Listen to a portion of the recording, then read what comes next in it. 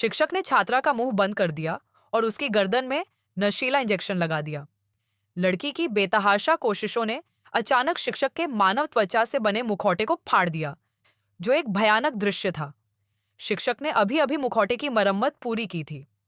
पुरुष शिक्षक को शक न होने के कारण उसने सोचा कि वह बीमार है, और पुरुष शिक्षक की गर्दन देखकर वह अचंभित रह गई। फिर उसने बेशर्मी से लड़की का भरा हुआ सूटकेस कार्यालय भवन से बाहर निकाल दिया। बाद में आई पुलिस महिला ने शिक्षिका का शव देखा और तुरंत दरवाजा बंद करने का आदेश दिया। दुर्भाग्य से उसे बहुत देर हो चुकी थी। वह आदमी पहले ही गाड़ी चलाकर भाग चुका था, और जब वह एक सुरक्षित जगह पर पहुंचा तो उसने अपना चेहरा आराम से टिकाया। किसी को अंदाजा भी नहीं था कि उसने शोहरत के लिए यह सब रचा था। वह खुद को दुनिया का सबसे चतुर अपराधी साबित करना चाहता था। इसलिए उसने मॉर्गन को फोन किया और बताया कि उसने पुलिस प्रमुख की बेटी का अपहरण कर लिया है और 3 दिन में उसे मार डालेगा।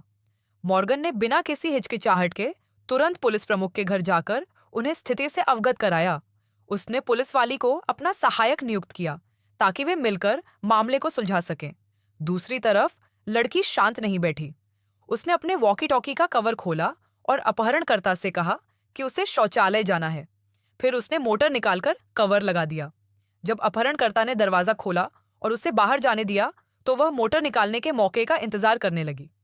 बाथरूम में छिपकर और पर्दे खींचकर उसने देखा कि कोई किनारे पर मछली पकड़ रहा है।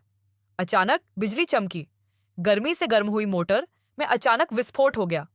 लड़की बाहर भागी, नदी में कूद गई और मदद के लिए चिल्लाई, मछुआरे की ओर तैरते हुए। मछुआरे ने उसे तुरंत देख लिया और अपहरणकर्ता एक नौका में सवार होकर दौड़ा। निर्दोष मछुआरे को पीट पीट कर मार डाला गया और अपहरणकर्ता ने उसे इस नुकसान के लिए दोषी ठहराया। लड़की गहरे पछतावे में फिर से भागने की हिम्मत नहीं जुटा पाई। इस बीच मॉर्गन और पुलिस वाली स्कूल गए। मॉर्गन ने पाया कि ऑफिस का कैमरा खाली था और बिस्तर पर लगी एक तस्वीर गायब थी। कंप्यूटर पर गायब तस्वीर ढूंढने के बाद तस्वीरें तेजी से धुंधली होने लगीं और एक अनजान कमरा नजर आया। मॉर्गन ने कमरे की बारीकी से जांच की और एक दवा की शीशी पर पता लिखा देखा। यह वाकई लुटेरे का घर था, लेकिन उसने लड़की को वहां नहीं छोड़ा था। एक लड़की का अपहरण एक विकृत पुरुष शिक्षक ने किया और उसे नदी में फेंक दिया। उसने नदी किनारे लोगों से मदद की गुहार लगाई, लेकिन आखिरकार एक निर्दोष मछुआरे की हत्या कर दी। निर्दोष लोगों को फंसाने से बचने के लिए वह बस किसी के द्वारा बचाए जाने का इंतजार कर सकती थी। मॉर्गन को अपहरणकर्ता का घर पहले ही मिल गया था। यह बड़ा और आलीशान ढंग से सजाया हुआ था, जिससे साबित होता था कि उसके पास पैसों की कोई कमी नहीं थी। उसने लड़की की जानकारी घर में ही छिपा रखी थी। जाहिर तौर पर कुछ बहुत ही पेचीदा योजना बना रहा था। एक अजीब बात यह थी कि उसने लड़की का अपहरण पैसे के लिए नहीं, बल्कि शोहरत के लिए किया था। वह सिर्फ पुलिस प्रमुख की बेटी थी। उसके प्रतिष्ठित स्कूल में उससे ऊंचे दर्जे के कई छात्र थे, जिनमें राष्ट्रपति का बेटा भी शामिल था। उसने उसे ही क्यों चुना? इस समय उन्हें मछुआरे का शव नदी के किनारे लड़की के कपड़ों के साथ मिला। उन्हें शक था कि लड़की के कपड़े फटे हुए थे। पूरी तलाशी के बावजूद शव कहीं नहीं मिला और मामले की जांच जारी रही। उसी समय राष्ट्रपति का बेटा किसी से ऑनलाइन चैट कर रहा था, और वह लड़की ही थी जिससे वह बात कर रहा था। वह और लड़की अच्छे दोस्त थे और उनके पास एक अनोखा चैट सिस्टम था। अपहरणकर्ता ने उनका कोड तोड़कर राष्ट्रपति के बेटे को बताया कि वह भाग गई है और किसी और पर भरोसा न करते हुए वह केवल लड़के से ही मदद मांग सकती है। बच्चे की दोस्ती सच्ची थी। राष्ट्रपति के आवास पर कड़ी सुरक्षा व्यवस्था थी। फिर भी लड़का गार्डों और निगरानी कैमरों को चकमा देकर चुपके से बाहर निकलने में कामयाब हो गया। मॉर्गन को शक हुआ। लड़की के सहपाठी राष्ट्रपति के आवास पर पहुंचे, लेकिन उन्हें वापस भेज दिया गया। हाउसकीपर ने यह कहकर उन्हें वापस भेज दिया कि लड़का सो रहा है। बाहर तेज बारिश हो रही थी और मॉर्गन और पुलिस वाली अगले घर जाने के बजाय कार में ही मामले पर चर्चा कर रहे थे। उन्होंने देखा कि लड़का फोन करने के लिए बाहर भाग रहा है और अपहरणकर्ता उसके करीब आने की कोशिश कर रहा है। वे जल्दी से वहां पहुंचे। अपहरणकर्ता को उन्हें परेशान करते देख पुलिस वाली ने टायरों पर गोली चला दी, जिससे अपहरणकर्ता को भागने के लिए कुछ सेकंड मिल गए। हालांकि वह उसका पीछा करने के लिए दौड़ा, लेकिन तब तक बहुत देर हो चुकी थी। गुस्से में अपहरणकर्ता लड़की को मारने के लिए वापस भागा, लेकिन उसे पता चला कि वह गायब हो चुकी है। चालाक अपहरणकर्ता पूरी तरह से चकरा गए।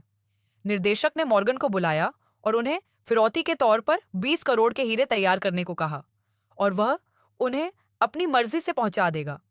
मॉर्गन समझ नहीं पा रहा था कि अपहरणकर्ता उससे फिरौती क्यों लेना चाहते हैं, लेकिन उसने फिर भी सब कुछ तैयार कर लिया। अपहरणकर्ताओं के निर्देशानुसार वे एक ट्रेन में सवार हुए, सड़क के किनारे एक आदमी को खड़ा देखा और एक कार की खिड़की से गोली मार दी। यह कहना जरूरी था कि योजना बेहतरीन थी। मॉर्गन ने कभी मौका नहीं गंवाया। उन्हें उम्मीद नहीं थी कि अपहरणकर्ता मॉर्गन के दरवाजे पर आएंगे। जब पुलिस वाली दरवाजा खोलने गई तो उसने उसे बिजली का झटका दिया। फिर उसने मॉर्गन का खुलकर सामना किया। वह उसे मारने नहीं, बल्कि मॉर्गन को यह बताने आया था कि लड़की गायब है और वह अपनी नाकामी पर पछता रहा है। मॉर्गन, जो व्यापार में दिलचस्पी नहीं दिखा रहा था, असल में पागलपन से यह दावा कर रहा था कि उसे पैसा नहीं, सिर्फ शोहरत चाहिए। तुम ही थे जिन्होंने पलटकर 20 करोड़ के हीरे मांगे। क्या यह सिजोफ्रेनिया का मामला नहीं है? तब तक पुलिस वाली जाग चुकी थी और उसने चुपके से अपनी जेब से हाथ धोने के लिए निकाला। नशे के लिए उसे मारने को तैयार उस पागल लुटेरे ने बेरहमी से उसे चाकू मार दिया। लड़की का ठिकाना अज्ञात रहा, जिससे मॉर्गन और भी उलझन में पड़ गया। उसने अपना रास्ता फिर से बनाने का फैसला किया। गहरी जांच के बाद उसे दरवाजे के बाहर कुछ संदिग्ध चीज मिली। जब पुलिस वाली ने उसे दरवाजा बंद करने को कहा तो उसने तुरंत उसकी बात नहीं मानी, बल्कि लुटेरों के भाग जाने के बाद उसने दरवाजा बंद कर दिया। अगले दिन उस आदमी ने इस्तीफा दे दिया। पुलिस वाली ने दरबान को पहले ही ढूंढ लिया था और अगले ही पल वे एक दूसरे को देखकर मुस्कुराने लगे। पता चला कि सब कुछ एक चाल थी। उन्होंने लुटेरे की योजना भांप ली थी और उसका फायदा उठाया था।